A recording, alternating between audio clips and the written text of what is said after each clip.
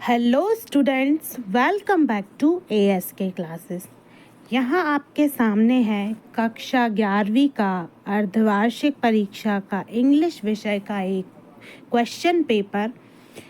इस question paper से बहुत सारे क्वेश्चंस आपके पेपर में पूछे जाएंगे, तो वीडियो में एंड तक बने रहें। हम एक एक करके सारे क्वेश्चंस के आंसर भी देखेंगे, साथ में प्रश्नों को समझेंगे और प्रश्नों के उत्तरों को भी अच्छी तरह से समझ लेंगे। तो सबसे पहले वीडियो में एंड तक बने रहिए। PDF को डिस्क्रिप्शन बॉक्स से जाके डाउनलोड कर लें। तो चलिए हम वीडियो में आगे बढ़ते हैं और देखते हैं कि यहाँ पे आपका टोटल नंबर ऑफ क्वेश्चन 16 है। टाइम जो है वो है 3 घंटे का। फिर उसके बाद आपके जो मैक्सिमम मार्क्स हैं वो हैं 80। यहाँ नीचे कुछ इंस्ट्रक्शंस दिए गए हैं, तो इन इंस्ट्रक्शंस को आप आराम से पढ़ लें। अब आ जाते हैं हम सबसे पहले सेक्शन नंबर A पे। सेक्शन नंबर A जो है वो है रीडिंग कॉम्प्रीहेंशन, यानी इसमें रीडिंग वाला पोर्शन दिया गया है जिसको कि आपको पढ़ना है और प्रश्नों के उत्तर देना है। तो यहाँ पे हम देखेंगे कि एक पैसेज दिया गया है। इस पैसेज का आप स्क्रीनशॉट ले लें और इसको अच्छे से 2 से 3 बार पढ़ के देख लें। अब आ जाते हैं हम आगे पैसेज के क्वेश्चंस पे। तो ये देखिए पैसेज का और भी भाग यहाँ पे दिया हुआ है, इसका भी स्क्रीनशॉट ले लें। अब आ जाते हैं प्रश्न क्रमांक जो क्वेश्चन नंबर 1 है वो। क्वेश्चन नंबर 1 है what are the reasons for man worshipping the forces of nature. तो इसका जो आंसर है वो आपका हो जाएगा पहले का ऑप्शन नंबर डी। उसके बाद क्वेश्चन नंबर 2 जो है according to the passage science and religion both, इसका आंसर हो जाएगा ऑप्शन नंबर सी। फिर उसके बाद आगे बढ़ेंगे, देखेंगे next question what was the objective of the authors of the holy scriptures. तो इसका आंसर हो जाएगा option number B. Question number 4 according to the passage at present juncture there is a need to. तो 4th वाले का जो answer है वो हो जाएगा बी। फिर उसके बाद 5th नंबर का क्वेश्चन है why is it said in the passage that science emerged as a savior of mankind। तो ये वाले का जो आंसर है वो हो जाएगा ऑप्शन नंबर यहाँ पे बी।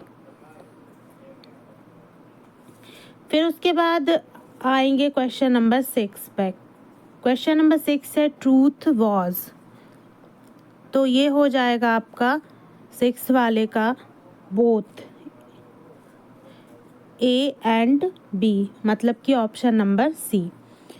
फिर है 7th find the synonym of the word belief. Belief का समानार्थी शब्द ढूंढना है, तो ये हो जाएगा फेथ। फिर उसके बाद 8th है find the synonym of the word show up. Show up का भी सिनोनिम ढूंढना है, तो हो जाएगा अपीयर। फिर है find the antonym of the word non contradictory. Non contradictory का विलोम शब्द ढूंढना है, तो ये हो जाएगा कॉन्ट्रेरी, ऑप्शन नंबर डी। फिर लास्ट है find the antonym of the word retrogression. Retrogression का क्या ढूंढना है एंटोनिम, तो ये हो जाएगा प्रोग्रेस, ऑप्शन नंबर बी। एक आंसर यहाँ पे करेक्ट कर लीजिए। क्वेश्चन नंबर 5 का जो आंसर है वो है C, man was bound in chains by religious orthodoxy. ये वाला जो है वो हो जाएगा इसका आंसर 5th वाले का। फिर उसके बाद आ जाते हैं क्वेश्चन नंबर 2। तो क्वेश्चन नंबर 2 जो है वो आपका है read the following passage and make notes on the basis of your comprehension of the passage. तो इसका आप स्क्रीनशॉट ले लीजिए। इस पैसेज को आपको कम से कम 2 से 3 बार आराम से रीड करना है और उसके बाद आपको इसका टाइटल और नोट्स मेकिंग करनी है। तो चलिए इनका आंसर मैं आपको बता दे रही हूँ। तो ये यहाँ पे इसका टाइटल हो जाएगा the effect of forced reading on students. उसके बाद नोट्स देख लीजिए, एक ही में आप स्क्रीनशॉट ले लें। ये देखिए, ये इसका स्क्रीनशॉट ले लें, नीचे नोट्स दिए हुए हैं।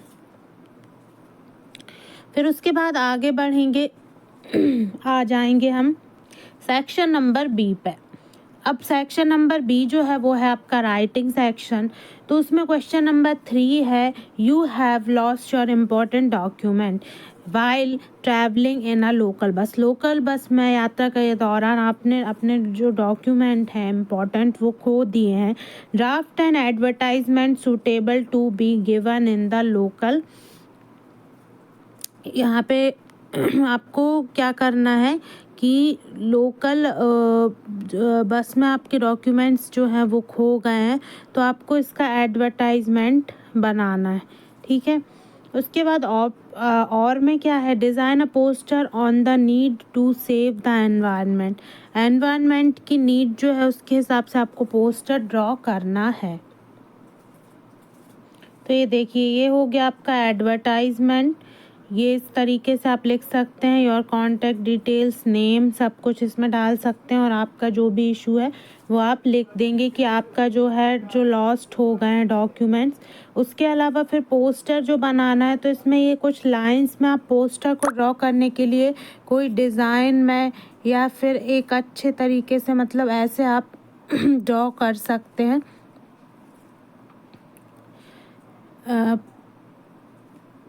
तो पोस्टर को ड्रॉ करने के लिए आप कोई भी, या फिर एक जैसे सेव एनवायरनमेंट का है तो एक लीफ का शेप दे दीजिए, पत्ती का, उसके अंदर ये लाइंस लिख दीजिए। मतलब किसी भी तरीके से आपको इसको अट्रैक्टिव बनाना है, जिससे कि आपका जो पोस्टर है वो अट्रैक्टिव दिखे, ब्यूटीफुल दिखे। ये आपका मेन मोटिव होना चाहिए। फिर आ जाते हैं हम क्वेश्चन नंबर 4 पे। Write a letter to your friend asking him for permission to visit your friend village during the vacation. तो आपको यहाँ पे एक लेटर लिखना है फ्रेंड के लिए, जिसके को कि आपके गांव में विजिट करने के लिए गर्मी की छुट्टियों के दौरान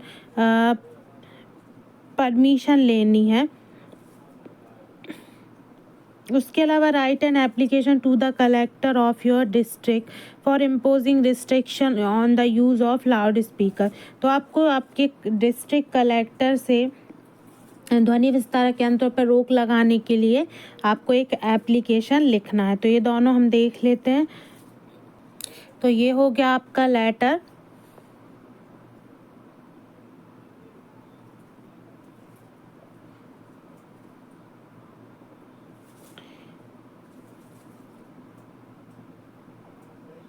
ये देखिए, ये यहाँ पे आपका लेटर है जो कि आपका इनवाइट करना है।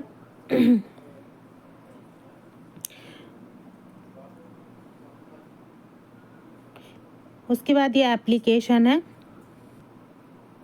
फिर है question number 5, write an article or any one of the following topics in about 120 words. तो एक आर्टिकल लिखना है, नीचे 4 टॉपिक दिए गए हैं। इंपॉर्टेंस ऑफ प्रोटेक्टिंग ट्रीज पर हम देख लेते हैं कैसे आपका आर्टिकल लिखना है। उसके बाद you have witnessed an accident, आप एक गवाह हैं एक एक्सीडेंट के। Right and report for a newspaper about the accident using the following inputs. तो कुछ इनपुट्स यहाँ पे दिए जा सकते हैं कि आपको एक्सीडेंट के बारे में लिखना है। तो दोनों ही प्रश्नों के जो उत्तर हैं वो मैं आपको बता दे रही हूँ। तो ये रहा पहले, इम्पोर्टेंस ऑफ प्रोटेक्टिंग ट्रीज़। इसको आप थोड़ा सा और बड़ा कर लीजिए। अभी मैंने बहुत ही इजी बताया जिसमें कोई भी डिफ़िकल्टी ना हो, जिसको बिल्कुल भी याद नहीं है तो उसके लिए ये हेल्पफुल रहेगा। उसके बाद road accident near city square, तो ये एक्सीडेंट के बारे में लिखा हुआ है। तो ये देखिए एक रिपोर्ट है, इसमें आप कुछ और चीज़ें भी ऐड कर सकते हैं। यदि आपने पहले रिपोर्ट याद की है तो बहुत ही अच्छी चीज़ है, आप उसमें इसको और ऐड करके बड़ा करके लिख सकते हैं। अब आ जाते हैं हम ग्रामेटिकल सेक्शन पे, सेक्शन नंबर सी। ये सेक्शन जो है वो आपको कई बार बहुत टफ भी लगता होगा और कई बार इजी भी। तो ये ग्रामेटिकल पोर्शन आपको हमेशा के लिए बहुत आसान हो जाए और साथ में आप इसको चुटकियों में हल कर लें, इसलिए इसके लिए हम लेकर आए हैं मिडिल एजुकेशन के ऑनलाइन प्लेटफॉर्म पे। यानी कि ऑनलाइन आपको प्ले स्टोर से ऐप डाउनलोड करना है और मैजिक डोज नामक जो कोर्स है वो आपको ले लेना है। तो मैजिक डोज जो कोर्स है उसका मेन पर्पस ही ये है कि कि आपकी इंग्लिश जो है grammar plus vocabulary plus spoken English सारी चीज़ों की वहाँ पे प्रैक्टिस कराई जाती है। यदि आपने अभी तक कोर्स परचेज़ नहीं किया है तो सबसे कम रेट पर आपको कोर्स फुल ग्रामर का कोर्स जो है वो मिल रहा है। तो आप जल्दी से जल्दी बाय कर लें, प्ले स्टोर से ऐप को डाउनलोड करें, ऐप में जाके ऑनलाइन मैजिक डोज कोर्स पर क्लिक करें और साथ में वहाँ पे पेमेंट कर दें। बहुत कम से कम पैसों में ही आपको बहुत ज़्यादा फ़ायदा मिलने वाला है। और साथ में अभी कोर्स में कोई ऑफ़र चल रहा है यदि तो आप देख लें, और 200 के अंदर ही कोर्स है तो बहुत ज़्यादा वैल्यूएबल होने वाला है। तो इस कोर्स को मिस ना करें। फिर यहाँ पे फुल ग्रामर प्लस साथ में यहाँ पे डेली यूजेस और स्पीकिंग इंग्लिश सभी चीज़ें बताई जाएंगी। तो इस कोर्स को जल्दी से जल्दी आप परचेज़ कर लें। यदि आप कोर्स परचेज़ करते हैं तो आपको लाइफ टाइम के लिए ग्रामर में कोई भी प्रॉब्लम नहीं आने वाली। तो चलिए अब हम देखते हैं क्वेश्चन नंबर 6 है fill in the blanks. He is dash MBA, तो इसका हो जाएगा आंसर एन। फिर है how dash time do you take to reach your school, तो इसका आंसर हो जाएगा आपका क्योंकि टाइम के बारे में बात की गई है तो ये बात आपको पता होनी चाहिए कि टाइम के बारे में जब बात है तो यहाँ पे मच हो जाएगा। उसके बाद they dash to a restaurant yesterday, तो इसका आंसर हो जाएगा वेंट। फिर है फोर्थ वाला डैश आई कम इन, तो ये हो जाएगा मे। फिर है you can write dash a pencil, तो ये हो जाएगा विद। फिर English is dash in many countries, तो हो जाएगा स्पोकन, यानी इंग्लिश बोली जाती है कई देशों में। तो इस तरीके से यहाँ पे ये जो हो गया है आपका कंप्लीट। अब आ जाते हैं हम डू एज डायरेक्टेड पे। डू एज डायरेक्टेड में पहले है वी डिड इट, इसका आपका नेगेटिव में चेंज करना है। उसके बाद फिर सेकंड है Mohan is too weak to lift this bag, इसको आपको सो दैट का यूज़ करके लिखना है। फिर थर्ड वाला है if they work properly they will be not be punished, तो ये आपको अनलेस यूज़ करना है इफ़ की जगह पे। फिर यहाँ पे जम्बल्ड वर्ड दिए हुए हैं, इनको आपको मीनिंगफुल सेंटेंस में अरेंज करना है। फिर ही रोट अ लेटर, इसका आपको वॉइस चेंज करना है। इस तरीके से यहाँ पे सिक्स वाला जो है he is too weak to walk, तो इसका आपको सो दैट का यूज़ करना है टू की जगह पे। तो ये देखिए ये रहे सारे क्वेश्चन के आंसर एक साथ। तो इनका आप स्क्रीनशॉट ले लें और स्क्रीनशॉट लेके इन्हें अच्छे से समझ के आपको पढ़ लेना है। जो जो इंस्ट्रक्शन दिए हुए हैं उसी के अकॉर्डिंग यहाँ पे सेंटेंस को चेंज किया गया है। तो अब उसके बाद सेक्शन डी आ जाता है। तो सेक्शन डी जो है वो हम कवर करेंगे नेक्स्ट वीडियो में, क्योंकि वीडियो बहुत ज़्यादा लॉन्ग हो जाएगी। इसके बाद क्वेश्चन आंसर्स भी हैं, तो पहले आप इस पार्ट का जो मैंने वीडियो बताया उसको आप अच्छे से कवर कर लें।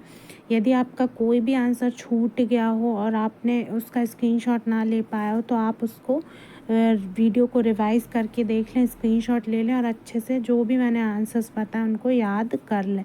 उसके बाद मैं सेकंड पार्ट लेकर आऊँगी जिसमें मैं सारे क्वेश्चन आंसर्स और सेक्शन डी भी आपको कवर करवाऊँगी। तो चलिए फिर मिलते हैं नेक्स्ट पार्ट में, नेक्स्ट वीडियो में। तब तक के लिए आपको जितने भी क्वेश्चन के आंसर हैं उनको अच्छे से राइटिंग प्रैक्टिस करके ज़रूर देख लीजिए ताकि आपकी स्पेलिंग मिस्टेक ना होने पाए।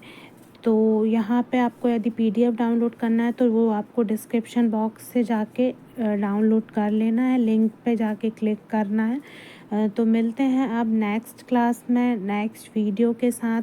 जब तक के लिए आपको यदि मैजिक डोज परचेज़ करना है तो उसमें देरी ना करें, जल्दी से जल्दी मैजिक डोज परचेज़ करें और इंग्लिश में खुद को फ्लुएंट बना लें। तो मिलते हैं नेक्स्ट वीडियो में। Thanks for watching this video.